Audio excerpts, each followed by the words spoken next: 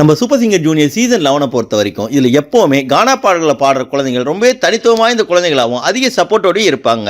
அதுக்கு முக்கியமான காரணமே அவங்களுடைய பாடல்களுக்கு அவங்களே சொந்தமா வரிகளை போட்டு அதை எல்லாரும் என்டர்டெயின் பண்ற அளவுக்கு சூப்பரா பாடி அத்துறது தான். அந்த வகையில இந்த சீசனை பொறுத்த வரைக்கும் ஒவ்வொரு வாரமும் செம்மையா ஆடி பாடி எல்லாருமே பெரிய அளவில் என்டர்டெயின் பண்ற ரொம்பவே திறமையான குழந்தை தான் நம்ம எல்லாருக்கும் ஃபேவரட்டான கானா மெலோடியன். அவர் இந்த வாரம் நடந்த பட்டிக்காடா பட்டணமா ரவுண்ட்ல இதுல இருக்க மற்றொரு திறமையான போட்டியாளரான டெனின் பெர்னோட சேர்ந்து உலகநாயகன் கமலஹாசன் காதலா காதலா படத்துல கார்த்திக் ராஜாவோட இசையில கமலஹாசன் மற்றும் உதித் நாராயணன் அவர்கள் பாடிய காசு மேல காசு வந்துன்ற மெகாஹிட்டான பாடலை எடுத்து அதை தங்களுடைய மழலை காந்த குரல்னால செம்ம சூப்பரா ஆடி பாடி அசத்தி ஒட்டுமொத்த அரங்கத்தையுமே ஆட்டம் போட வச்சிருந்தாரு.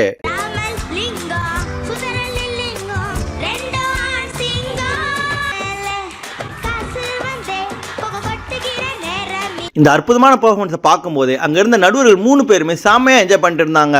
அதுல குறிப்பா சித்ராமா மற்றும் டி இமான் அவர்கள் சொல்லும் போது இந்த பாடலை கேட்கும் போதே செம்ம எனர்ஜியா இருந்தது. அந்த அளவுக்கு அற்புதமா 2 பேருமே பெர்ஃபார்ம் பண்ணீங்கன்னு சொல்லி பாராட்டி இருந்தாங்க.